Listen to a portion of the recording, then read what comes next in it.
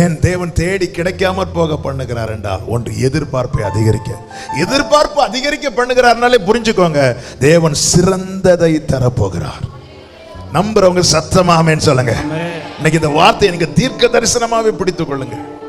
நீங்கள் உங்கள் எதிர்பார்ப்பை அதிகரிக்கவில்லை, அவர் உங்கள் எதிர்பார்ப்பை அதிகரிக்க பண்ணுகிறார். நான் காத்திருக்கவில்லை, அவர் என்னை காத்திருக்க பண்ணுகிறார். நான் தேடவில்லை, அவர் என்னை தேட பண்ணுகிறார்.